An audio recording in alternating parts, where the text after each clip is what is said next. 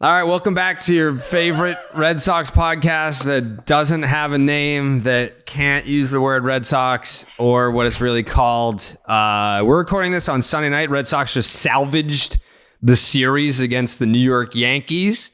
We got Pat, we got Pete, we got Tyler, we got Jake. We got a full house going. It's the first podcast that we've done with real baseball games with Pat Light under the umbrella. The first one with Tyler.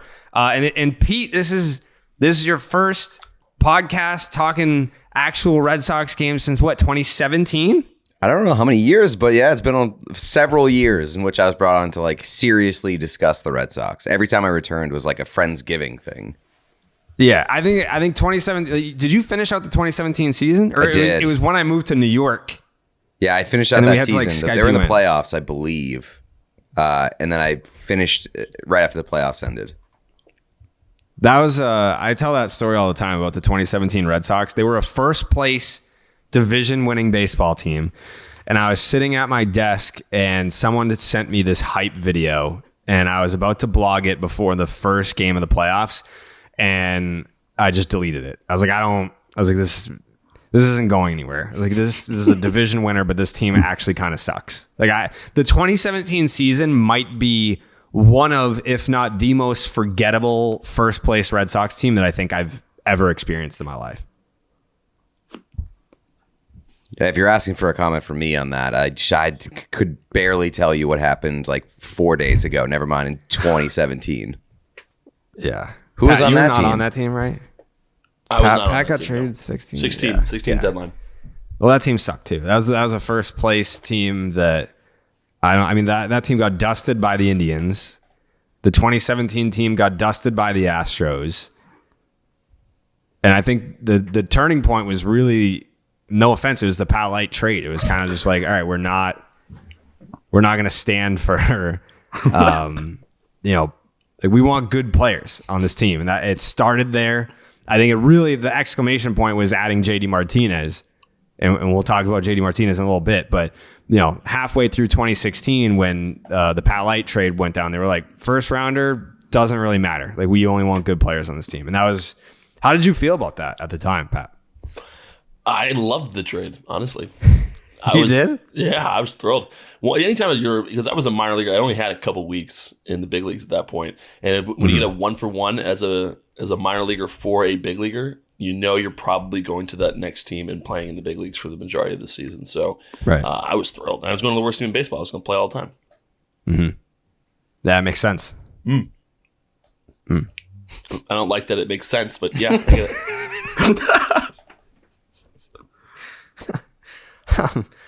First series of the season happens to be against the New York Yankees. This was where the Yankees season left off last year. Their season ended at Fenway Park with Gerrit Cole going up against Nathan Eovaldi. That was the pitching matchup in game one of this series. We're going to talk. And the other thing too, I can't remember if we mentioned this, Jake, about the soundboard. I don't know if we mentioned that on the air, but we're going to have like the ability to drop in audio to react during the podcast. Like when we're actually doing it, we don't have like it's sitting over here. It's not set up yet. But when we do, let's just say hypothetically, we did have it set up ready to go. We would be breaking down immediately the audio from Garret Cole.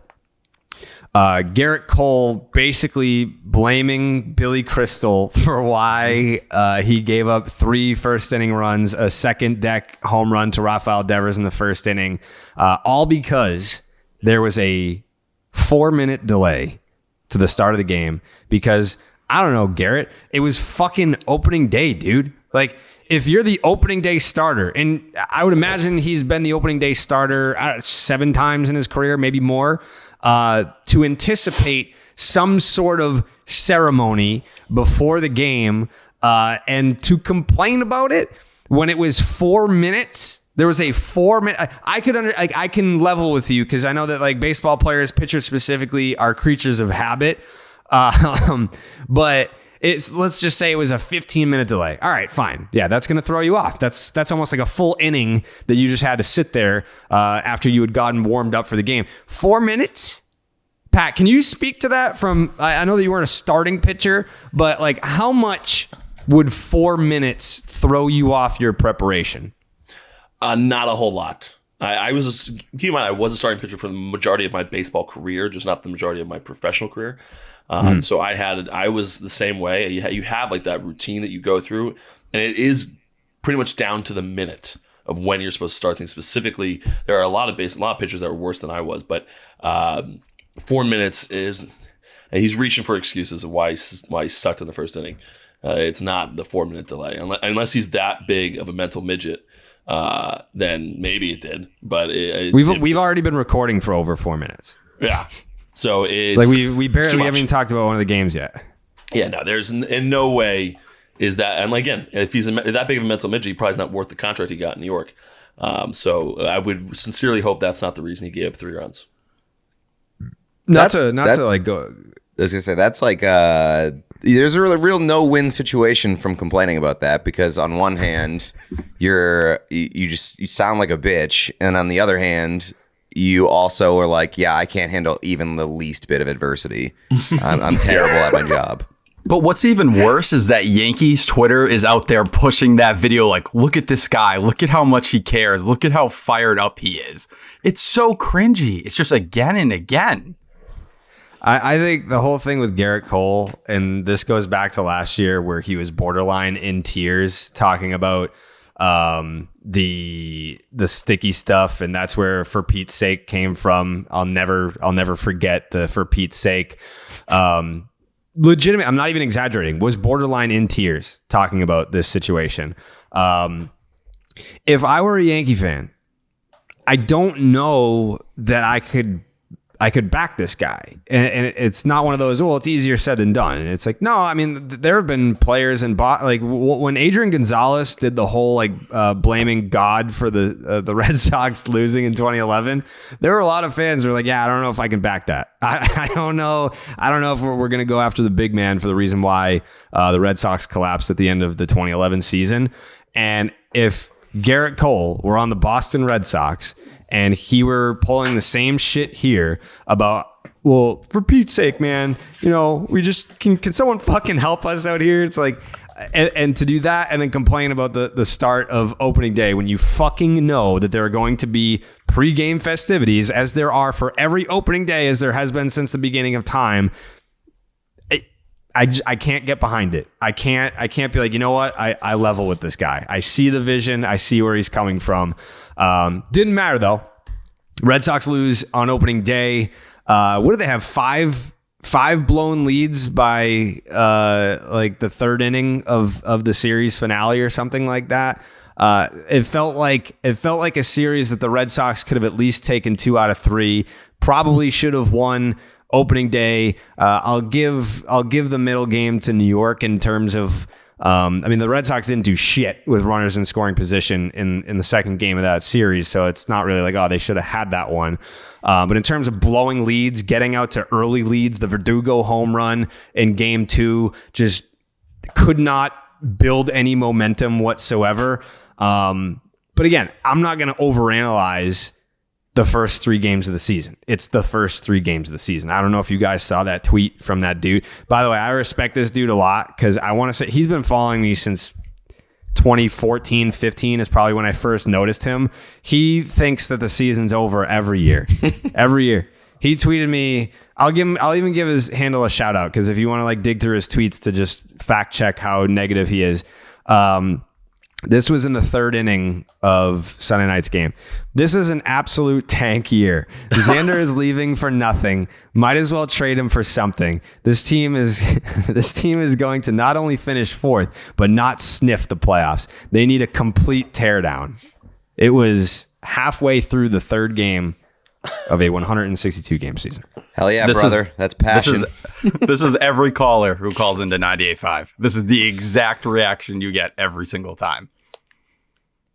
I feel like the people that listen to this podcast, and I've thanked Mike Felger for this. I was like, you're so negative about baseball that the fans that actually want to hear positive reaction to their baseball team, that they come here because Felger will just bash them and talk about how miserable. I mean, I think it was 2013, maybe even 2018. The Red Sox won like 108 games. Maz was like, maybe. 2013, I remember like Felger and Maz were like, no, I don't know. I don't see it. But yeah, no, I mean, the sky is falling fans are always great for entertainment. I welcome those takes. It can't all be sunshine and roses or whatever the fuck the phrase is. I just think you look at the first game, it's like you had 2 home runs, 2 unicorn home runs in that game. You play in any other ballpark except there. The Red Sox win that game. Then you had everyone crying about the bullpen going back and forth the first couple games. They ended up pitching really well in this series. And I think if you're going to hold Alex Cora on one thing, it was letting Nick Pivetta go into the 6th in the second game. He didn't trust the bullpen.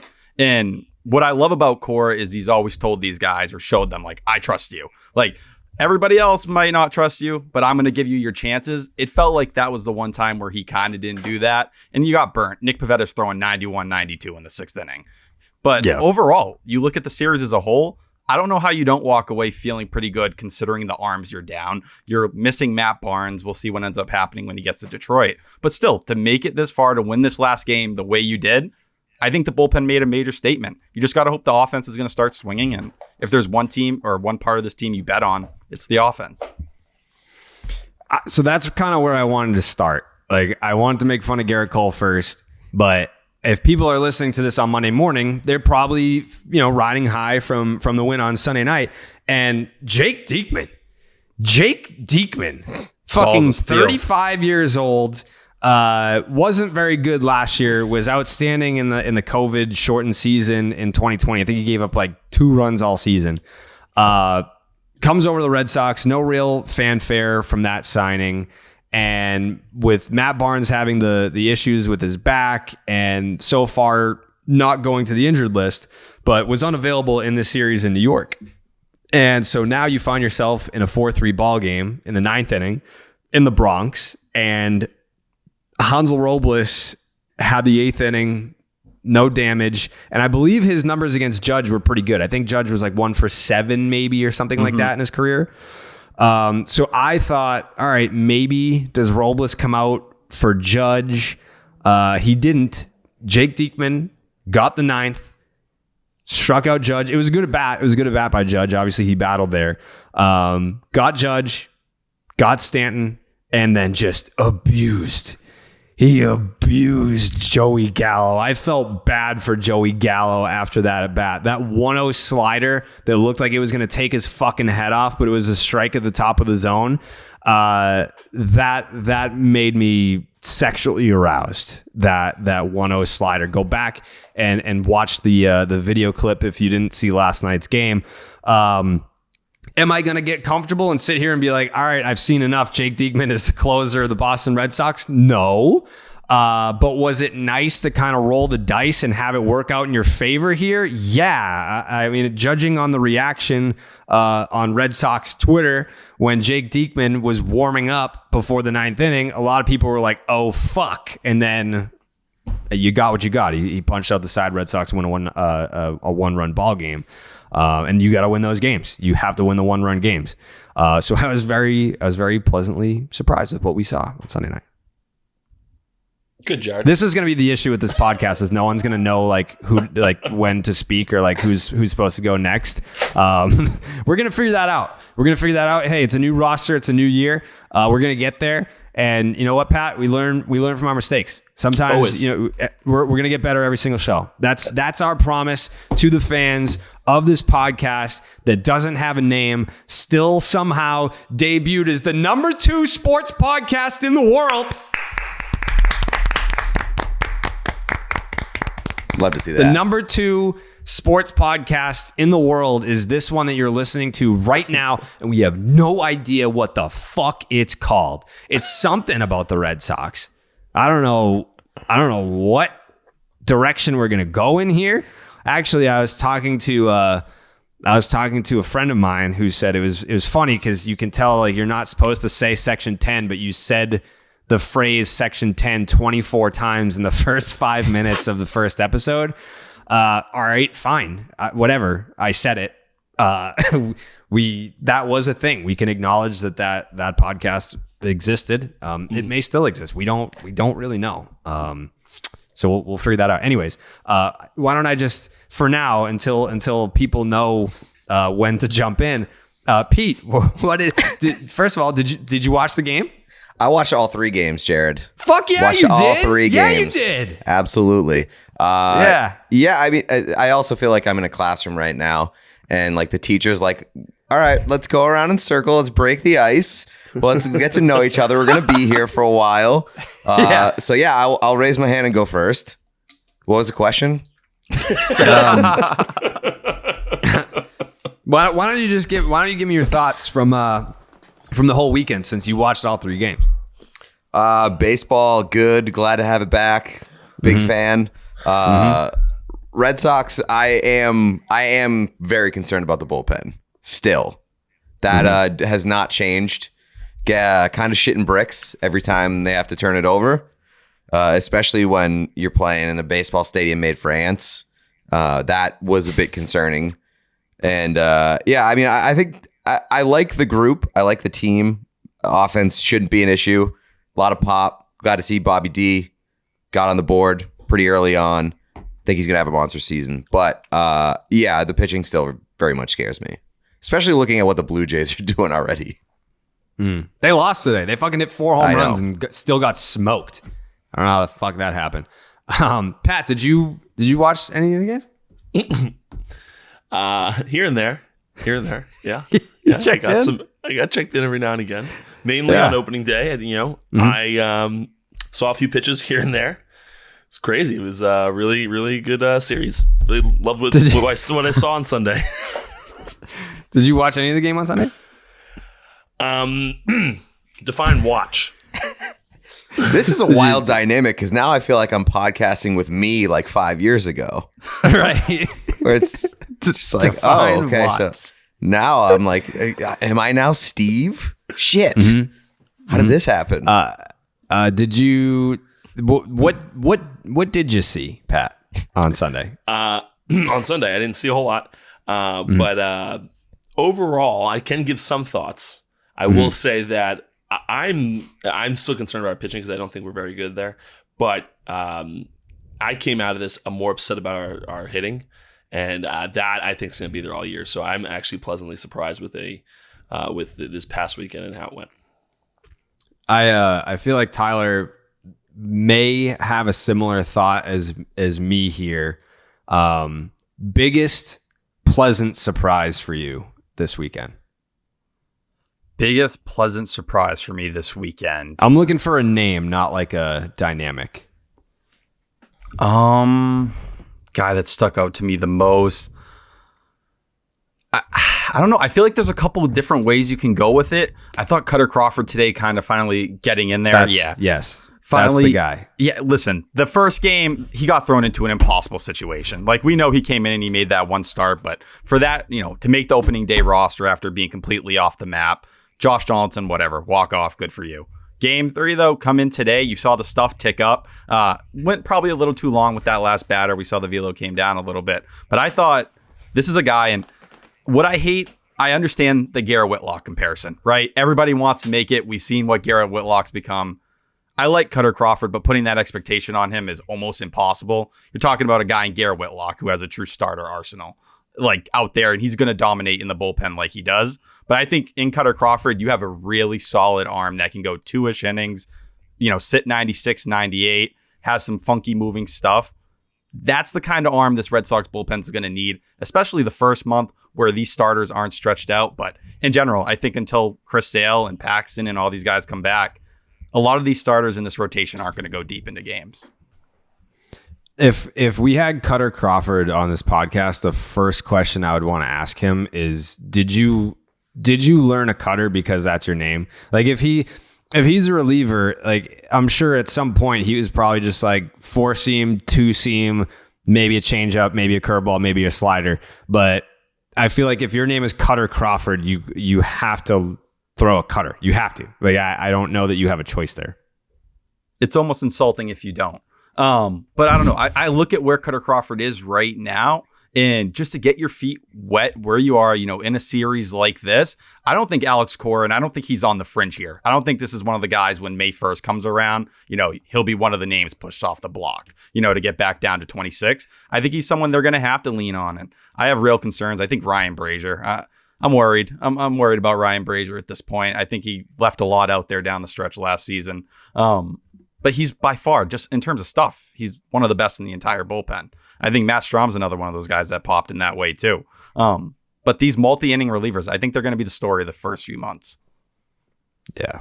Yeah. Also, by the way, shout out to Garrett Whitlock. 4-year extension. 4-year extension for Garrett Whitlock. Shout out to Heim. Yeah, fucking Heim Bloom just going out there. Mr. Getting Heim. a Rule 5 guy. Yeah, I saw that. What the fuck was up with that? Garrett Whitlock called him Mr. Heim. I like it. I like it. Mr. Heim. I feel like that probably made him very uncomfortable knowing Heim to some extent. He just seems like the nicest dude. He's so friendly. There's so much respect there. Like, it's almost like a schoolboy, like talking to his teacher. And I don't know what it is, but even when he talks to the media and stuff, I don't know if there's a guy who talks to everybody that friendly. Not that any guy on the team's an asshole or one way or another, but he's just always so polite, whatever it is. Even if it's a bad game or whatever, after opening day, tough spot with the DJ LeMahieu homer. He's sitting in the, locker room and doesn't even give a damn. Happy, talking, just excited to be there.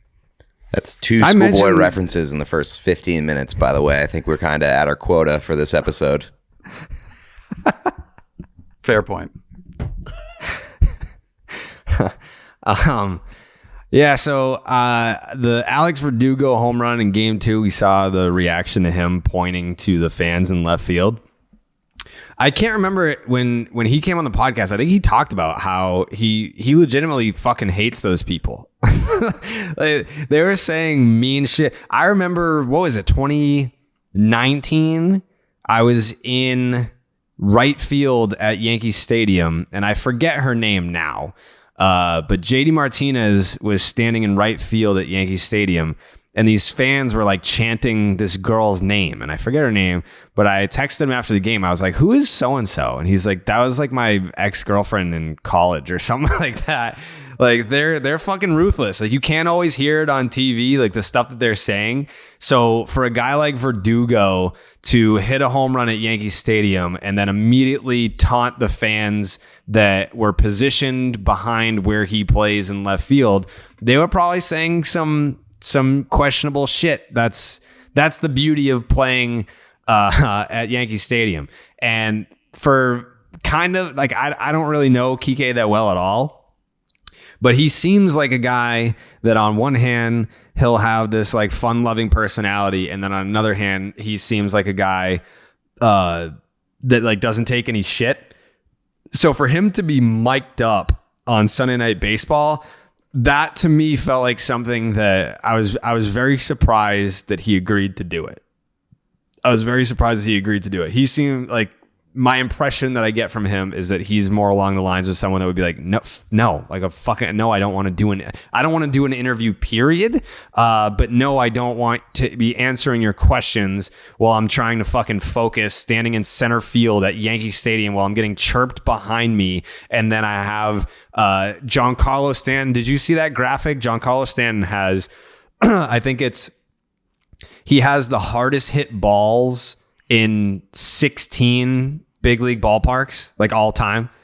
It's like, all right, I need to focus because I could fucking literally die out here. Have you seen that lineup? I was very surprised that Kike was the person that was mic'd up for that segment. A lot of it did have, like, the first few minutes of that interview had very much like, I absolutely don't want to be here energy to it. Like, in a way that, like, he was like kind of being a little bit dickish about it, but in like I'm just letting you know that I think this is bullshit kind of way, not being rude.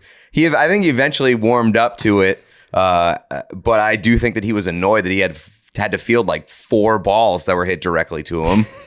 It was right after he K'd too, right? Yeah, it was a very tough inning for him to have to go out there and boot up the mic. Also, they didn't really like prepare questions for him, so they were just like, how's the weather out there right now? And he's like, it's fucking cold. You got anything better for me? they were asking him to carry the broadcast for a half inning. Yeah. Basically, yeah. Yeah. Which is very surprising, again, that he agreed. Who did he say? Because when he was coming off the field, he said someone nominated him to do it, and then he nominated Ozzie Albies to do it next. So I think that's probably why he did it, was that some other big leaguer was like, I nominate Kike to do it. I can't remember who the big leaguer was, though. Does he like Ozzie Albies? Because Maybe. it would have been hilarious if you just had like a vendetta against him and he was like, that fucking sucked, and now this guy's got to do it next. If I had to do this, now you do. Patrick, who would you nominate to be mic'd up for an inning? I want Chris Sale while starting. How the while starting? I want him on the mound talking to me. Oh, and carrying the interview. He has to be in full conversation. Here's a question, Pat. Has any major league outfielder ever told you to suck their dick? I'm sure throughout my career, maybe, but nothing's coming to my head right now. All right, cool. I still lead in that category for this podcast.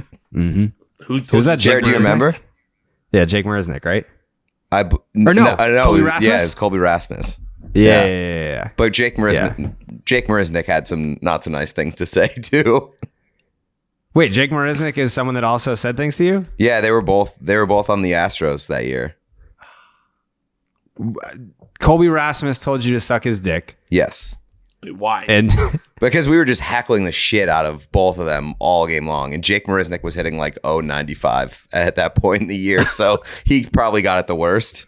And then Colby Rasmus at one point just turned around and just let it rip. And just what did Jake Marisnick say? I don't remember anything specific, but I very, very much remember that he wasn't happy, and then Colby Rasmus had the most emphatic "suck my dick" of all time that's ever been shouted through inside the walls at Fenway. Interesting. Pat, did you pitch in Yankee Stadium? No. Never pitched in Yankee Stadium. Interesting. Mm-hmm. I've heard some bad stories about pitchers warming up in Yankee Stadium. I don't know how anything could be worse than Fenway. Really? You guys are right there. Yeah, if you get the wrong people, they might as well be standing there with you on the mound if you're in a visitor's bullpen. It is crazy that like after all these years that still exists. It seems like a fan could legitimately punch a player that's warming up in the bullpen. Who cares? I mean, I don't want it to change. I hate the fact that like all these big ass stadiums now have so much room that you're like that the hatred is kind of sucked out of it a little bit. Like the old school Yankee Stadium was so on top of each other that it was insane when that crowd was into it.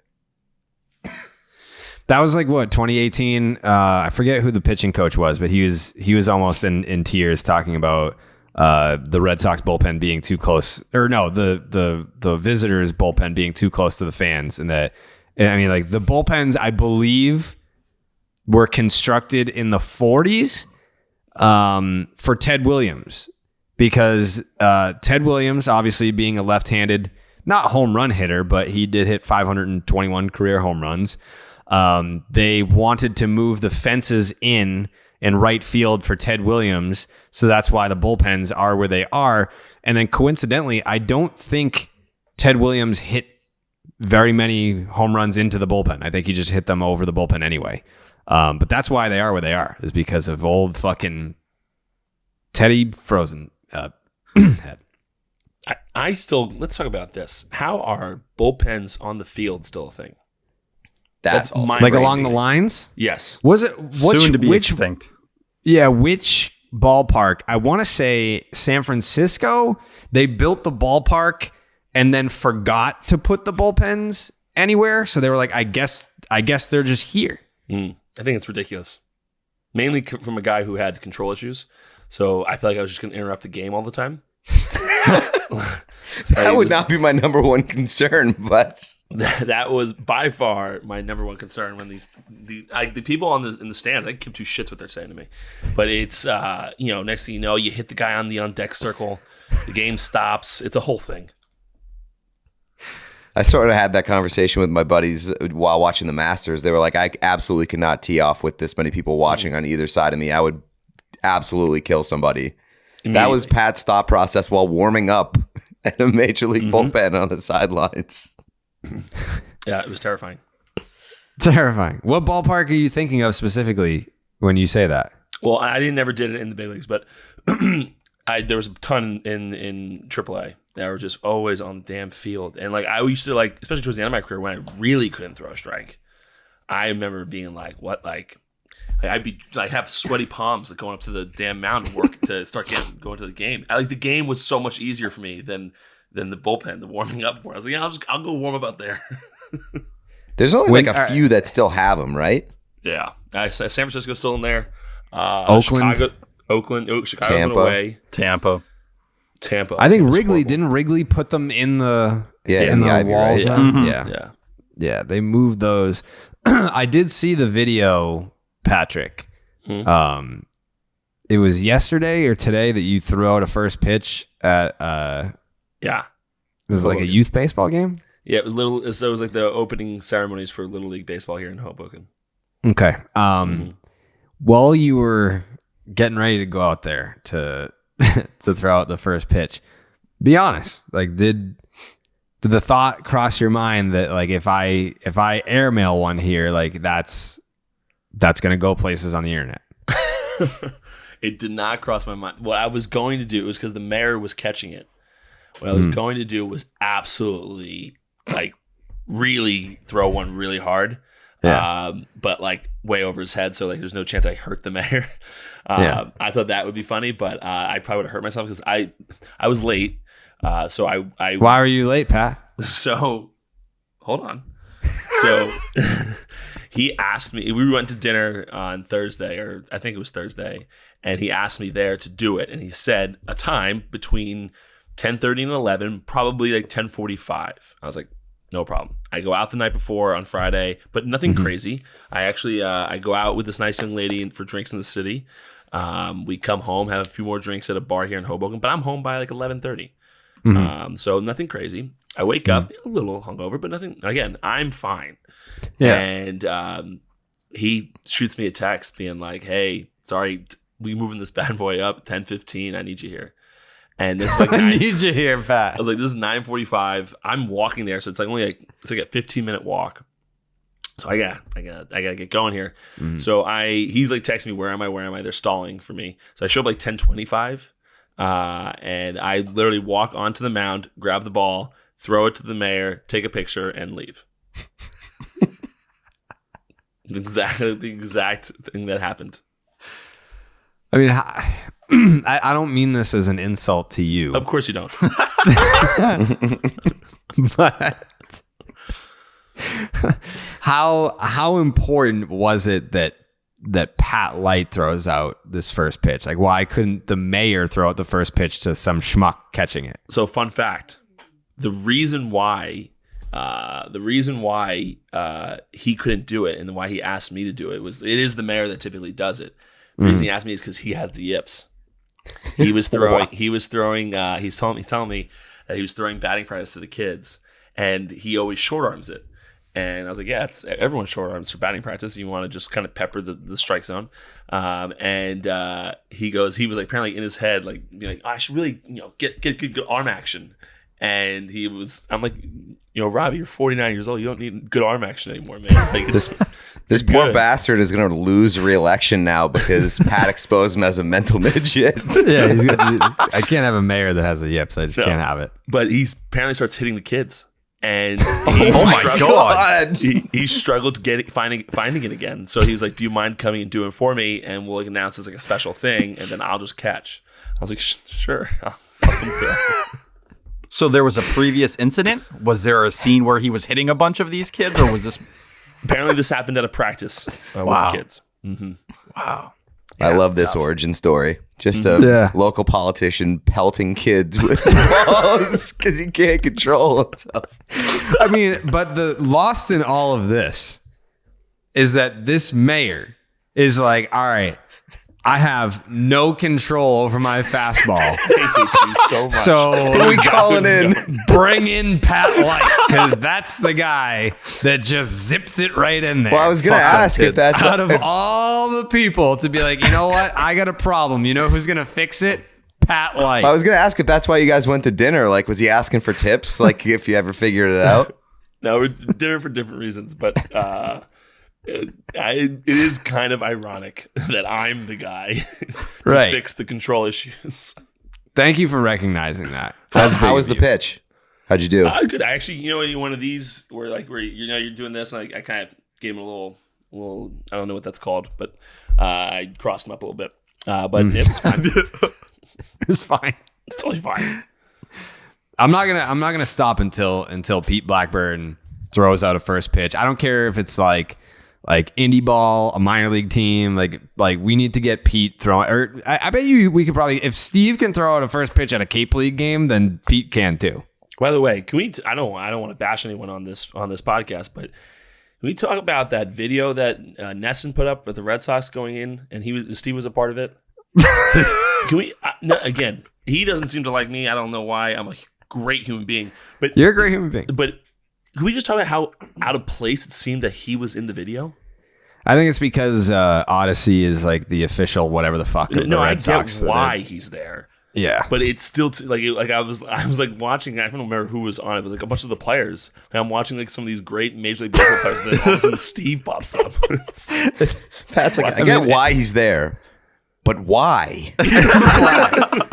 Yeah, it did seem out of place. Like if they had been like, all right, like here's Jermaine Wiggins breaking down the Red Sox season, and they'll kick it over to Dale Hawley, and here's Steve. But it was like Alex Cora, Kike Hernandez, Rafael Devers, Steve Peralt, JD Martinez. And I was like, wait, what?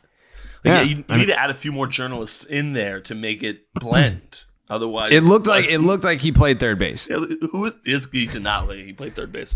But, physically, no. But like the presentation made it seem like that. Like anyone outside of the Red Sox world that doesn't know who Steve is, watched that video and was like, oh, "Who the fuck's that guy?" That guy doesn't play for the team. There's no way they're gonna be terrible this year.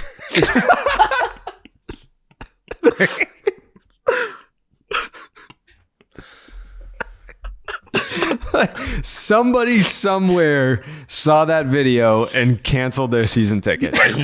This is the product you're putting out there? No, I don't think so. Let's call it. We're done. What happened to this beloved franchise? Wow, Bridgier much? Jesus. I knew Hyde wouldn't spend money. That son of a bitch. I mean, I'm happy that he made the cut. I agree. It seemed very out of place. Yeah, if you're gonna put him in there, you needed other media person. You needed other non-players in there. Yes, like you should have been a part of it. I'm just saying, throw in some other notable Red Sox journalistic figures.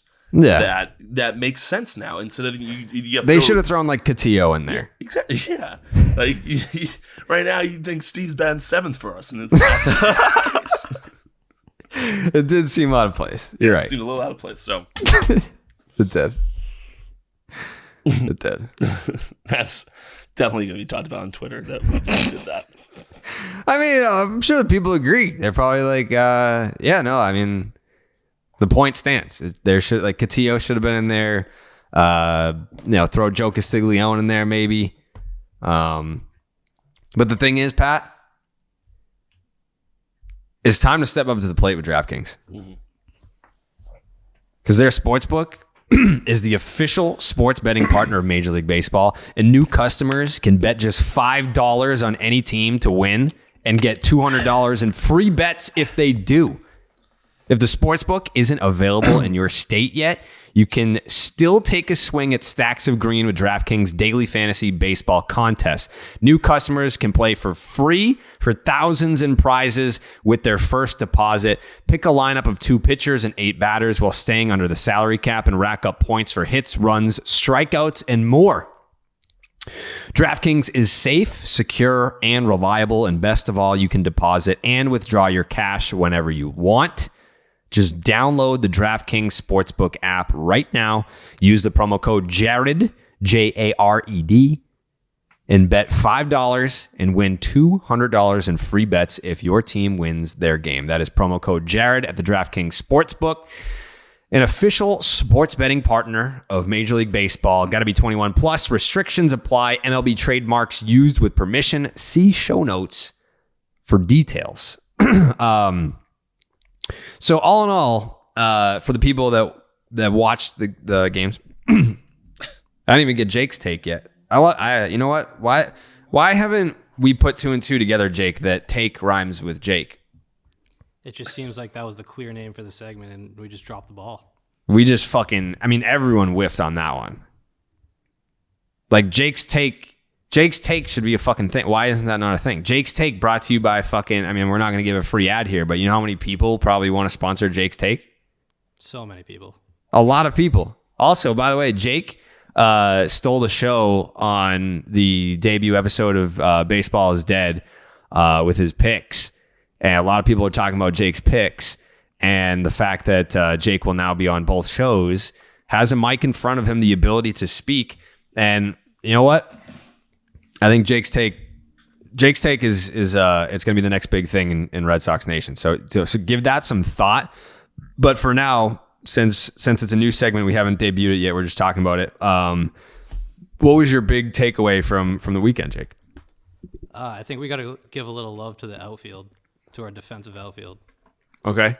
Obviously, Arroyo had a couple blunders there in right tonight, but when we got Verdugo in left, Kike in center, and Bradley in right, it's got to be the best defensive outfield in baseball. In baseball, Jake. I love that.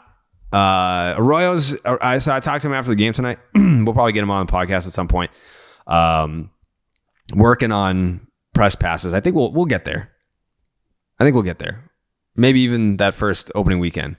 But we'll figure it out. We'll definitely have player interviews. I know that I saw on the Section 10 Reddit page. I'm just referencing a podcast Reddit page. I'm not saying that this is not the name of that podcast. Thank you for clarifying. I don't know what the fuck this podcast is called.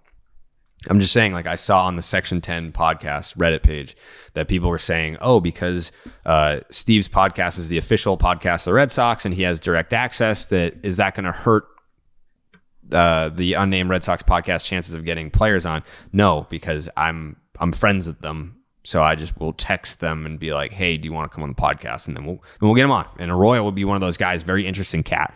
And I know that he's taking his new role very seriously because it was the Michael Jordan meme last year where I think he didn't get enough credit because, he wasn't able to contribute obviously as much as he wanted to, A.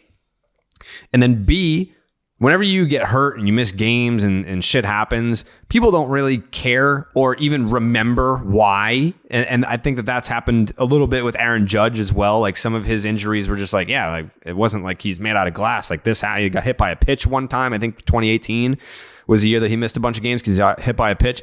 That's what happened to Christian Arroyo. He got hit on the hand and got hurt, missed time, and then he had COVID and they had complications from COVID. A lot of it was just shit luck. So the Christian Arroyo that I think a lot of people are going to see this year is essentially his introduction to the Red Sox. And he's been in the organization for, his fucking 3rd season now. So I think this is the year that we'll get to see the real Christian Arroyo. And it just made sense, right? You bring back Jackie Bradley Jr. and everyone's like, well, what the fuck? Jackie can't hit anymore. And so yeah, you're sacrificing defense for offense. And you got a ton of offense from Renfroe. Where's that going to come from now? Christian Arroyo, I think what did I say? I asked him when's the last time he played the outfield, and I want to just fact check. I want to say it was never. I'm gonna say I can't find it, but I'm pretty sure it was never professionally. He's never played in the minors and he's never played in the majors in terms of playing the outfield. But I don't know what you guys think about it in terms of the eyeball test. And let me just ask you this, because I know that you're a big stat guy, Tyler. Where are we at on defensive metrics? Because they do nothing for me. Yeah, it's confusing.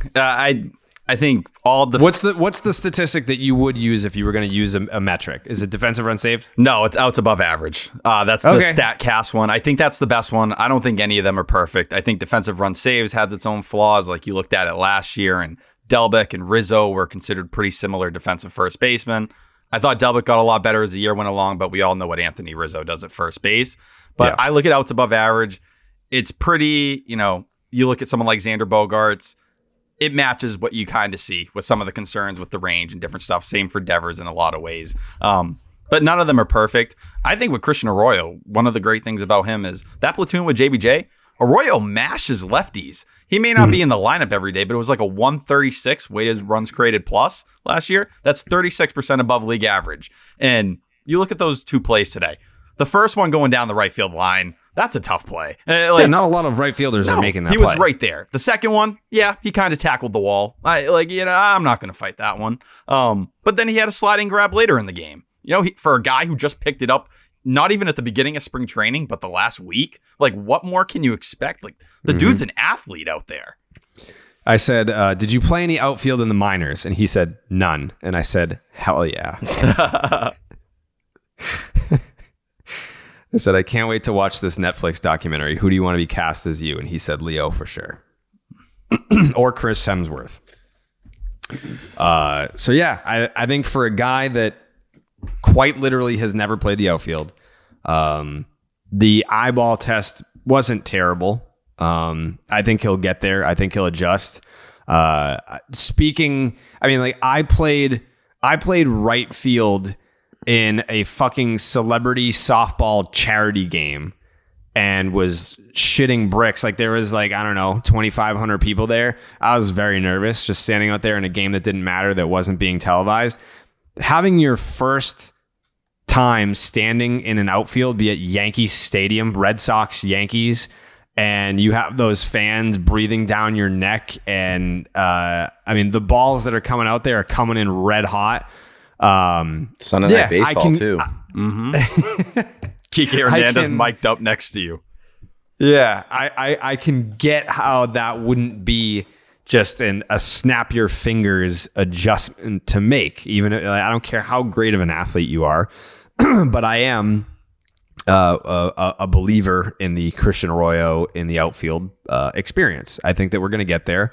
I think we're going to have to get there because Jackie's offense is what it is. We know what he can be defensively. We've been there, done that with Jackie. But I think losing Kyle Schwarber and Hunter Renfroe, you're going to have to make up for that offensively. That's where Trevor Story comes in, who is out with the flu on Sunday. And I do think, as we just heard those numbers against lefties, that Christian Arroyo is a major piece that not enough people were talking about in terms of where are we going to find the offense that we just lost from Schwarber and Hunter Renfroe. So we'll see how it goes. I didn't hate it. I don't know that we'll get to a point where we're talking Gold Glove or anything, but I don't think we'll get to liability either. I don't think that we'll get there. We'll be nice and comfortable in the middle of the spectrum. And what does it stop you from doing? It keeps JD Martinez from being out in the outfield. I love JD, but we know when he had to play the outfield last year, he wasn't the same guy at the plate.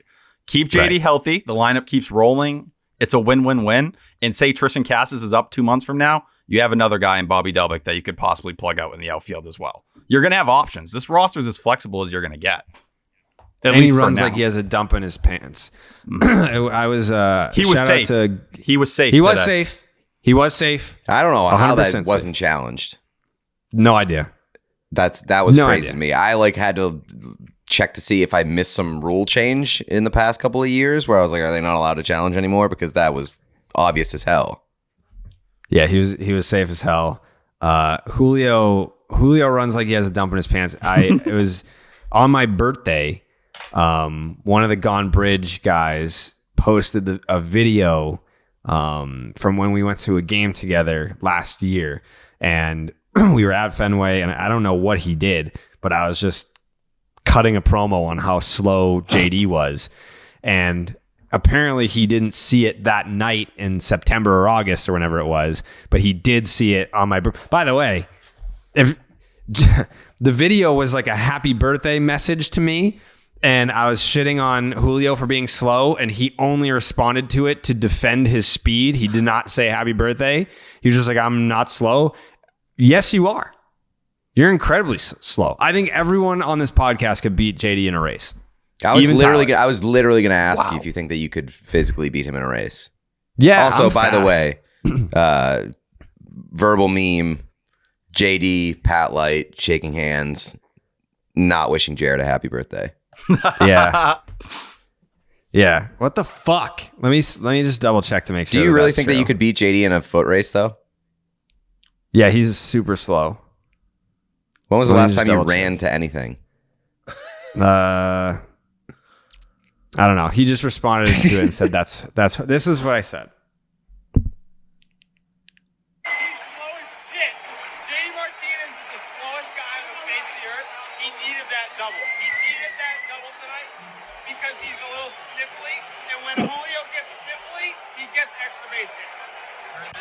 So that video clearly says, happy birthday, my man, Jared Carrabis. And JD responded to it and said, that's horse shit. And then I responded back and I said, that's just a fact. But no, upon double check, he saw all the birthday messages and did not say happy birthday. So Pat Light, JD Martinez, arguably two of the worst friends that I have. I would also like to point out, update. I'm still at 0 games attended this year. Did not go to New York. Am not planning on going to Detroit. No, I didn't think about it. I went to college hockey games this weekend.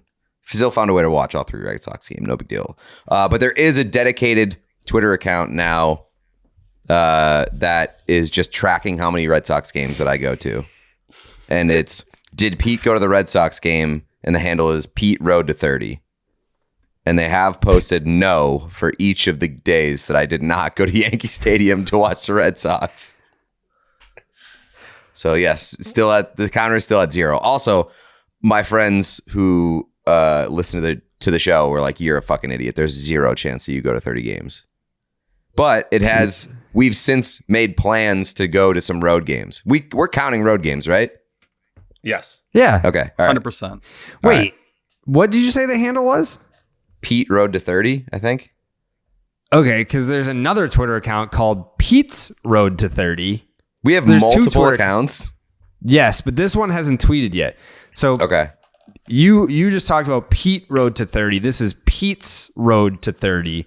The bio says tracking Pete Blackburn's Road to 30 Red Sox games for the 2022 season. And all right, outrageous. So what a start. What a start to the show. Pete Road to 30. And it almost has 1,000 followers already. It had to be an account that existed. And they pivoted. It was like a Drew Pomerantz meme account that he hadn't posted on in like 3 years. Hell yes. It was excited. Now people are going to think this is like my burner account because I was like a Drew Pomerantz guy last time I was on the show.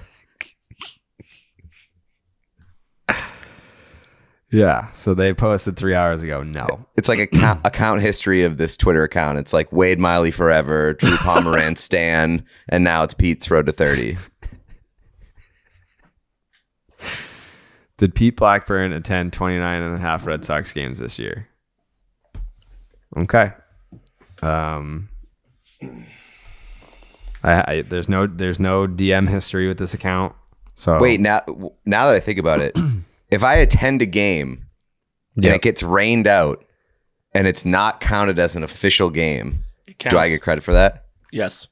As long as I step in the building It's an attendance. for first pitch. Okay.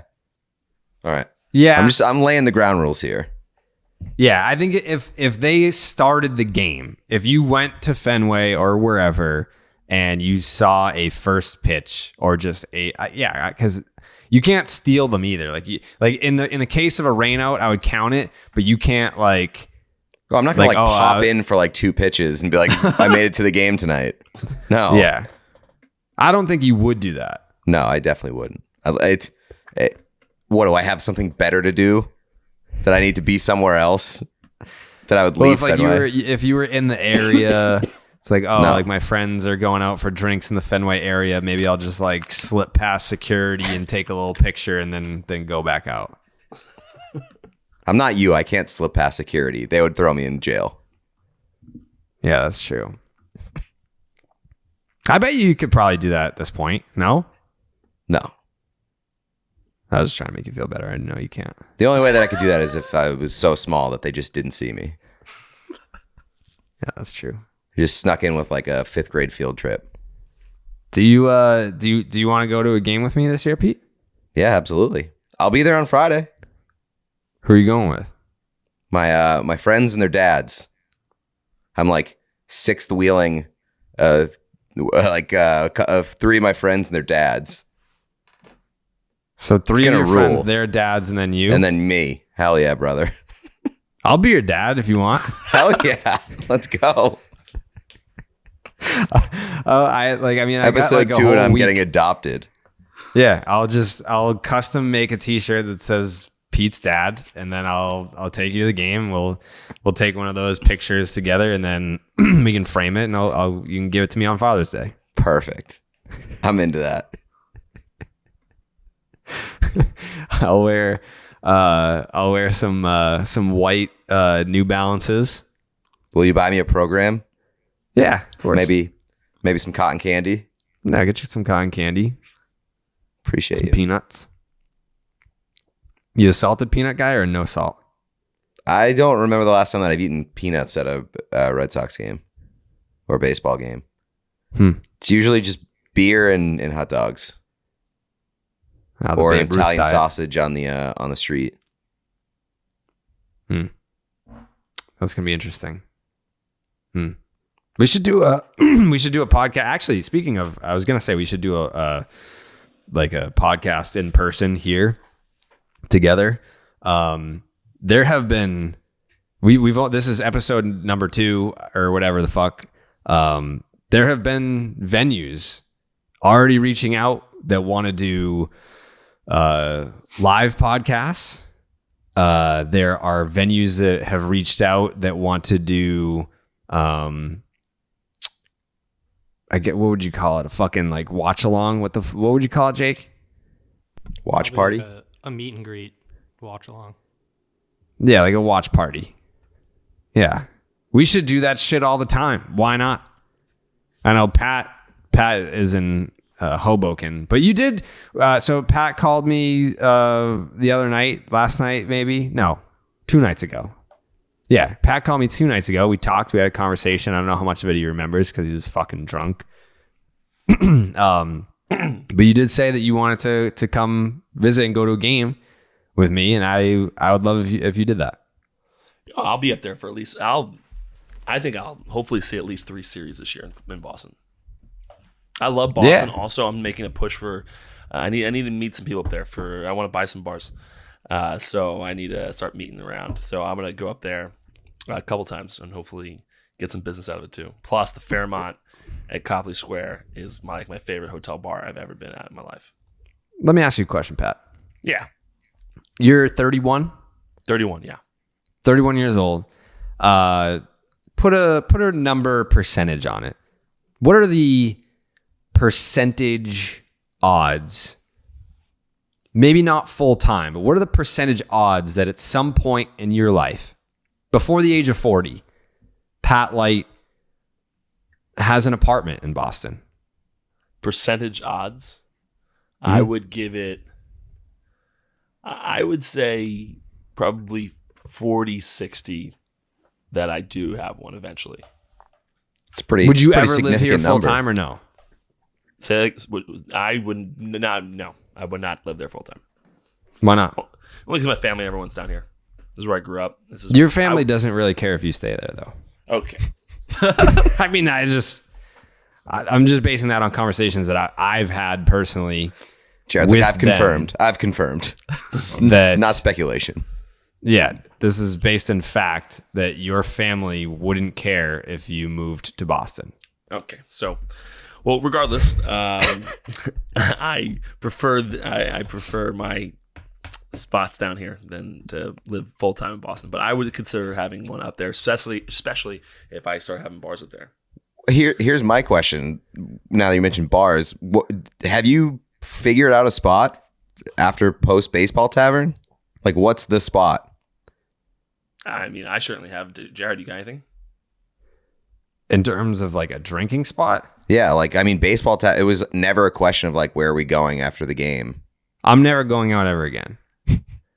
I went out. That's true. I went out on the night of my birthday. I went to, and I won't name the bar because I don't want them to get a bad rap. It wasn't the bar's fault. I went out, and it was just a lot of like, dude, why'd you leave Barstool, dude? What the fuck? And blah, blah, blah. I'm like, if this is what it's going to be all year, then I'm never leaving why would I leave my apartment? It basically is a bar. It's a sports book that's a bar. I have 9 fucking TVs. I have, for a person that doesn't really even drink that much, like I've got a shit ton of alcohol here. The vibes are great. No one talks to me. Why would you ever leave an environment like that? Sounds like the dream. You know what it sounds like that you're kind of trending towards? What? The Grand. The Grand, yeah. That's, if there's one place. One of the reasons that I like those types of places, although they are aggressively overpriced, one of the reasons I like those types of places is you have your own space. Not anyone can come talk to you. That's what I need. And that's what the baseball tavern provided was like, it's not that I'm antisocial. It's not that I don't want to meet people that listen to the podcast. I love people that love the podcast. I want to meet those people. It's the people that, the people that like spit when they talk, always want to get close to your face. Like they'll just fucking straight up spit in your face and not even like care or realize that they're doing it. Those people I don't want to talk to.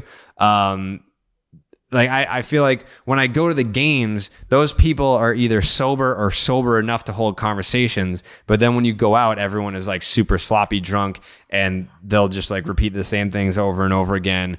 And like there's no like personal space whatsoever. Like that, I get super awkward. I'm like, I can't because I'm always, if I'm I don't really drink at the games, so then I got to play catch up after the games, and like I'll have like 3 beers or whatever. I'm like, I'm not drunk enough to have a drunk conversation right now. Yeah, you gotta drink at the games. Well, I'm going to now because I can just walk home. You know what I mean? Very true. Yeah. Because before, join me for a few scotches. I would love to. When I lived in New York, I would take the train from Penn Station to South Station, drop off my shit, go to Fenway, go to the game, go out after, get hammered, and then I could just Uber back. But then when I moved home, it's like, all right, now I'm driving into the games, and I was like, all right, well, I'm not going to drink because I have to drive home to Saugus. But now that I'm in walking distance to Fenway, I can just get as shit faced as I want. But you would probably know this, Pat. Can you get a DUI on a electric scooter? I love prefacing that. Well, you would know this. That's true. Yeah, I don't know if I like that. I don't know if I like that from you, Jared. I'll clarify. I just mean because Pat, as a bar owner, knows a lot of like law enforcement and like alcohol policy. That's what I meant. Okay, fair enough. I do believe that you can get one on like a bicycle. Mm-hmm. You can. There's different types though. I don't know that it's like a DUI. There's a term like a motor vehicle, like you're operating a motor vehicle, and obviously a bike's not a motor vehicle. So there are different. One's not as serious as the other ones, but I feel like an electric scooter would be more serious than a bicycle, though. Correct. Yeah. Yes. Yeah. Motor vehicle. That's just being lazy. I can literally just walk home. So, maybe I will have a couple of adult beverages at the games now. Yeah. I that's where I hang out most of the time. Where? Where do you hang out most of the time? The bar, the club we go in. We know. Yeah. Well, it's you go outside and you don't get tickets, so now we got to pretend you figure out seats, and then it's like, well, I don't want to do that. I'd rather just I hang at the bar. Those seats are free. There's nothing to figure out, Pat. We're gonna show you a good time. Also, to be fair, last time I showed up, I came with 4 people. Did you? Yeah, I came with 3, 4, including me, and then you had your dad with you. So I wasn't going to try to figure out I love 6 my dad. seats. My dad's like me. He just fucking chills. Yeah, he's great. Yeah. You are my dad now. That's true. That's true. That's your fucking grandfather. We are the #1 father-son Red Sox podcast on the market. How are we? Oh, sorry, we're not allowed to say Red Sox podcast. You're not allowed to say Red Sox. Very cool. Very cool. Just now, I've never met Tyler. I'm lame. I'm not a fun person. We have a running gag. I don't go to parties. I just all I do is sit home. I'm a hermit. I do drink. I can drink a little bit, but I don't know. Never been a party guy. They had to pull me out to the office party, and I went. I did my thing. I danced with Zoe. I did all of it, but I don't know. I don't have it in me, I think. You're like me then. I don't like parties. I went to maybe 2 of the company parties, and I left in 5 minutes the first time that I went. Did not go to the last 2. Yeah, I'm just not a big party guy. Jake feels like a big party guy. You a party guy, Jake? I like to get after it a little bit. Yeah, you do. Yeah, you do. Attaboy, Jake. Yeah. I can see Jake getting after it. Every time I go to like Southie, I always just miss Jake. I feel like we have to cross paths in Southie. Pat, have you ever been to Southie? I feel like we've had this conversation where you've never even been there. I've been to Southie. I've never been out in the bars, though. We went to one bar one time, and it was like a really long line. And I like sounds like the girls Southie. the girls we were with and the guys we were with were like, all right, this is we gotta stay on the line. I was like, no, we don't. I'm leaving. I'm not gonna stand here. So. Going to bars in Southie is essentially a cult. They're like, we have to do this. These are the rules. It is a Thursday night, and we have to go to Lincoln. It's like in our lease agreement. Yeah, it's like, no, I think there are other bars that you can go to. No, you can't. I've passed lines in my I don't do that anymore. I'm too old for that. So if there's a line, I just go find. I'd rather the dive bar anyway. So I'm just gonna stroll over there. Well, those are my guy. dive bars. Like Southie is that's not a dive bar. What? Lincoln? No, Lincoln is not a dive bar.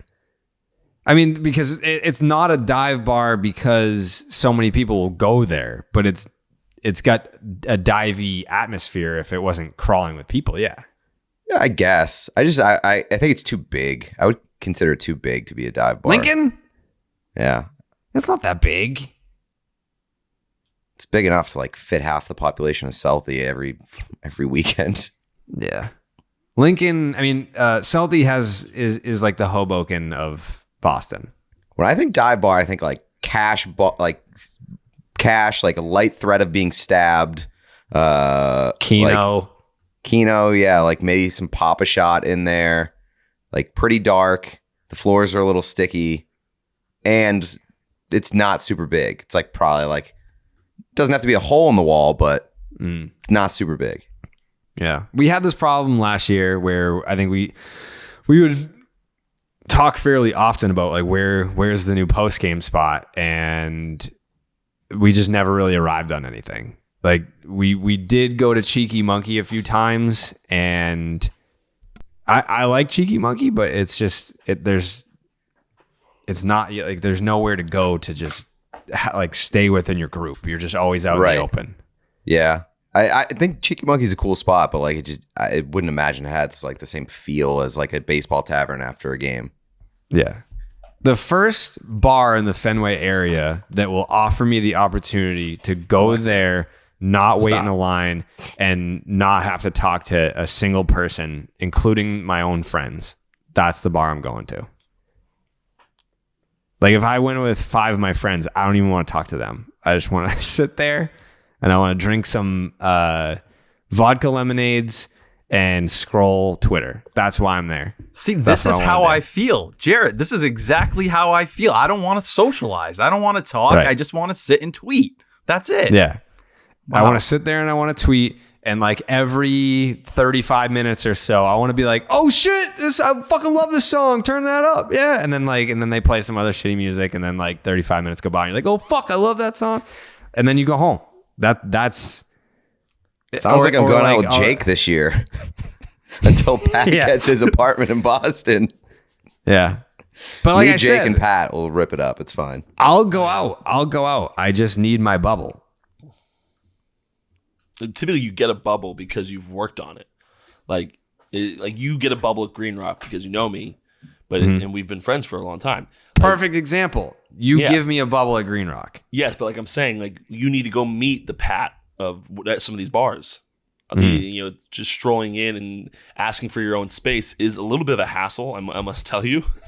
So you need me to go make sure that everyone does it for you. Yeah. Well, I don't know like that. That's the catch-22. Yeah, you should do that. One of those bars has got to be for sale. If anyone listening knows some owners over there that might be interested, please shoot me a text. You don't have my number. Well, find a way to contact me. I'm sure you should give your number out on the podcast, Pat. Just say it. All right. If you want to reach Pat. Yeah, well, maybe if you declare like a post-game spot and you bring the business there, maybe whoever is running the show is going to give you your bubble. That's also a way to do things. Or we can just talk about it on the podcast, and then maybe someone will hear it and be like, "Hey, I work at here. If you want your bubble, I got your bubble bath, baby." It's essentially what I was getting at, but I was being less obvious about it. Why do we have to be sneaky about it? We don't have to, but I think that I was doing a pretty good job of putting the vibe out there. And then you're like, I've got an idea. And you just said the exact same thing that I was trying to say. But I feel like you don't want to be in my bubble, Pete. You want to like mingle and like talk. I want you to be happy, and I want to be able to go to the same place as you after a game, even if I don't go in your bubble. Like I don't want to have to part ways. I want you to have a good time under the same roof that I'm having a good time. This father-son relationship has got very complicated very quickly. Dad, I'm just trying to take care of you. Right. And I feel this way about any social situation. This isn't just like a Fenway area thing. Like I've had these discussions with like any potential like girl that I might date, being like, hey, if we get married, I'm not going to the reception. Yes. I don't want to dance. I don't want to be around people that are dancing, even if I'm also not dancing. I don't want to have to socialize with my family or your friends or even some of my friends. So you can go and like have a good time and all that. I'm going to go home. And that's where I'm at on wedding receptions. All right. Well, appreciate that. I respect it. Yeah. I really feel like holding my breath on that wedding. Don't let them judge you, Jared. I understand. Thank you. Yeah, Thank you. Pete can't wait for that one. Yeah. There's people like us out there. We just have to find like-minded people, and we can be alone together. We can all just hang out in a corner where no one talks to each other, and we can look at Twitter. Who wouldn't want to be a part of that? That's what I'm saying. That's exactly what I'm saying. I love every second of that. Any other thoughts on the Yankee series? We all were pretty off on our predictions. We weren't that far off. Little League ballpark. Yeah. They could have had 2 out of 3, and if they had 2 out of 3, they would have won the series, which is essentially sweeping it. So you're right, we weren't that far off. They should have. The game that Stanton and DJ LeMahieu hit home runs, it was not an exaggeration. Like sometimes you would just say like, "Oh man, that's a Yankee Stadium home run." Like, no. there are ways to actually measure this. The DJ LeMahieu and Giancarlo Stanton home runs in that game only were home runs at Yankee Stadium. They were not home runs in the other 29 ballparks in Major League Baseball. So the Red Sox took 2 out of 3. I was like a little buzzed at this point, but am I crazy, or did Stanton pimp that home run? Was it Stanton who pimped that home run, or was it LeMahieu? And it like literally landed in the first row. LeMahieu was going nuts, going around the bags, like he was screaming. I thought that one of them like kind of admired it out of the batter's box, and I was like, dude, are you kidding me? That was a literal foot away from not getting out. Still counts. Still counts, but like at least get 1 foot over the fence in a real stadium. I'd criticize Stanton, but he scares me. He's a big boy. Very big. Mm-hmm. Yep.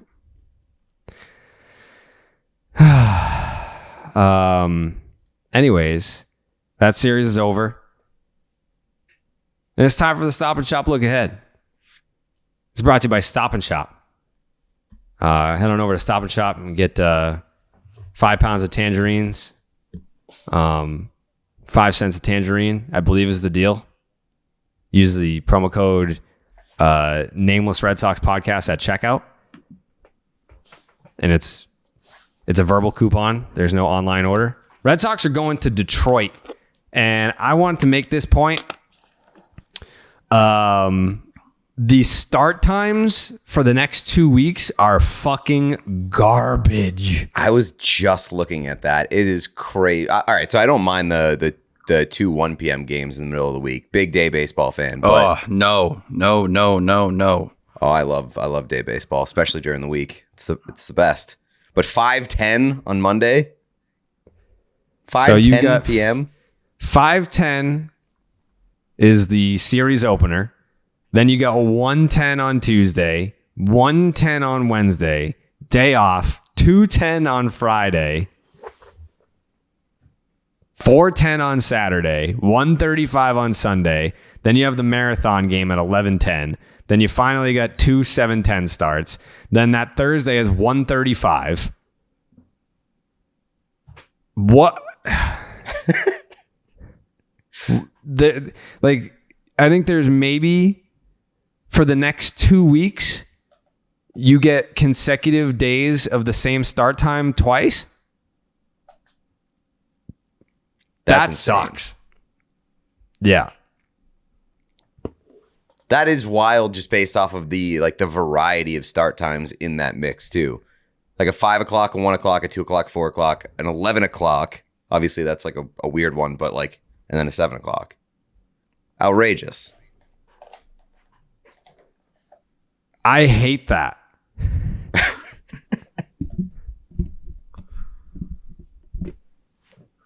I hate that. Anyways, Stop and Shop look ahead. Michael Wacha making his Red Sox debut against Matt Manning.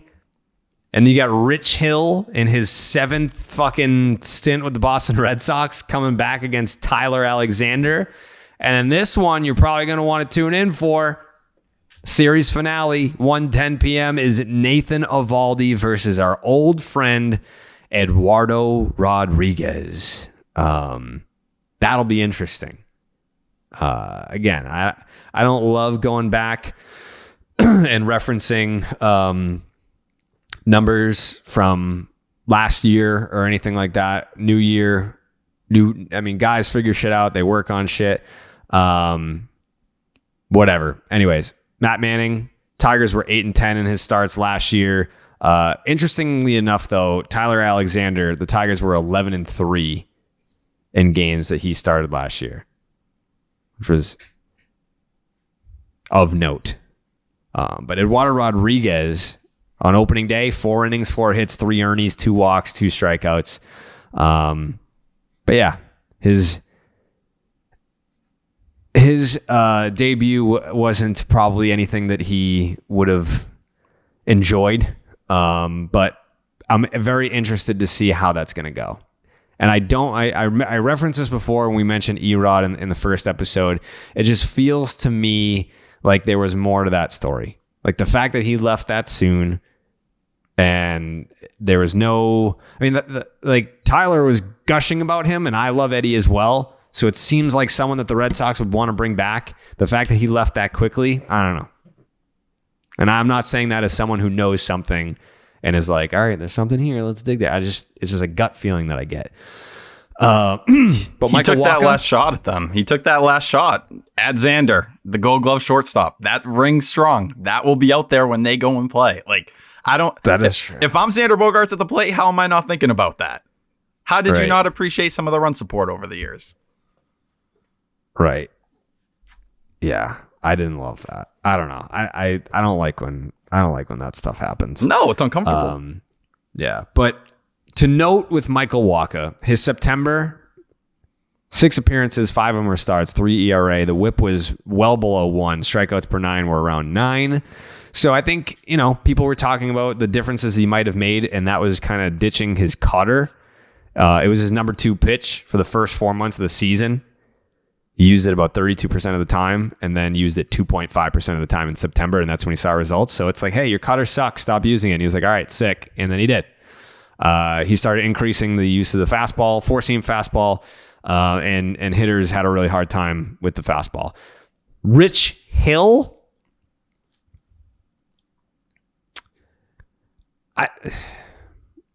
I'm excited that Rich Hill's back. At some point, he's 42? Yep. He's 42 years old. I know that you're expecting Chris Sale back at some point. The Red Sox need to do something with their rotation, because looking at what Nathan Eovaldi did last year, making nearly all of his starts, you can't bank on that again this year. Rich Hill being at his age, Tanner Houck being a guy that the Red Sox notoriously have not let see the lineup for a third time. It just seems like there's not enough depth to sustain I think it's too dramatic to say a winning season, but a championship contender seems more fair. And the Nathan Eovaldi. What were you going to say? Yeah, it's terrifying. Like, we were kind of like talking about this last time a little bit, but if Nate Eovaldi went down tomorrow, where are you at? Like, you're free falling, are you not? Like, right. You have so many innings in the middle of that rotation that are now gone. And I love Nate. If he can even be close to what he was last year, you're going to be in a really good spot. But just not having another arm in the mix, and I think the Red Sox know that. I think that's why they have scouts at Frankie Montaz's starts right now. They're trying to get a feel.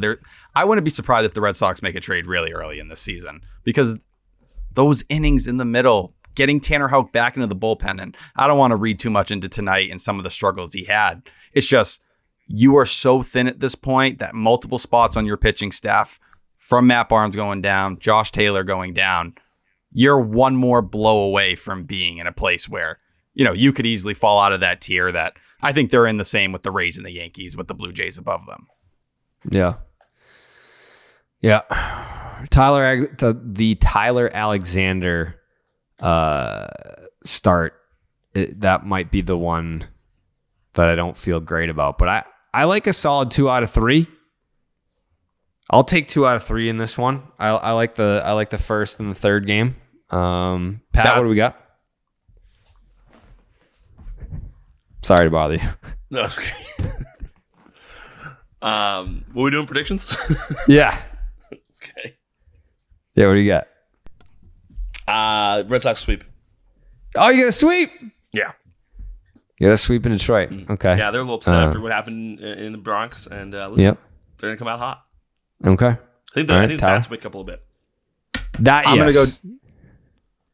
I'm gonna go 2 out of 3. I'm not gonna go sweep. I'm not as bold. I'm not as cool as Pat. But I will guarantee they win the Eddie start. I will lock in on that. Guaranteed. Yep, guaranteed.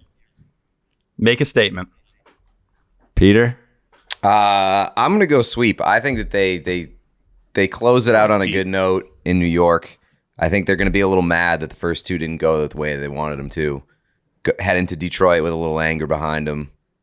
If anything, The one thing that might screw them up, those start times, those pesky little start times. Let the boys establish some consistency to start the year. Yeah. But I think we go sweep. We'll wait until fucking May, I guess, for that consistency. Jake. I love a sweep, Jared. You love a sweep. Okay. All right. Now I feel like I'm kind of underselling the Red Sox in this series by going 2 out of 3 here. All right. So we got what? 2? We have 2 sweeps and 2 out of 3s? 3 sweeps. 3 sweeps. 3 sweeps. You look like you're rethinking things. I mean, you did pick a sweep against the Yankees, and Detroit's they're much not. less Yeah, baseball. he doesn't like to overreact to the first 3 games of the season, but he predicted a sweep against the Yankees, and now he's really questioning what they can do against the Tigers. Let's hold off here. It's the Tigers we're talking about. I mean, the Tigers are a good team. Not the Yankees. They're better than the Yankees. You think? Yeah. Okay. They do play in a real ballpark. Yeah. Yeah. So, yeah, fuck you. I think that's a bit much. Good point. Was there anything that we missed, Jake? I think we're all set. Perfect. We got Garrett Whitlock. We did a nice little discussion about the Yankee series. We got Gerrit Cole being a little pussy. We got Detroit coming up.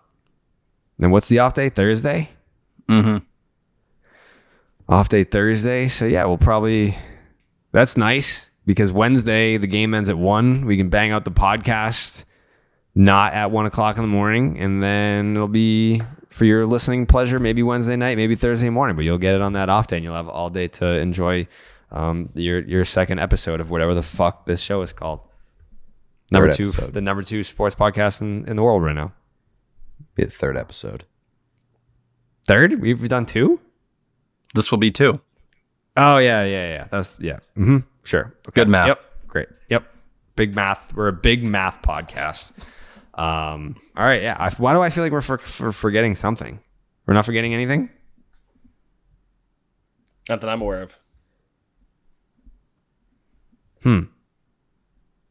We should do next week we have Jake's takes.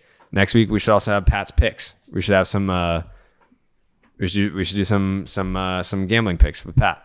Pat's picks. Pat's picks. Pat's picks. Okay. But I don't think that they should be sports related. But gambling. No.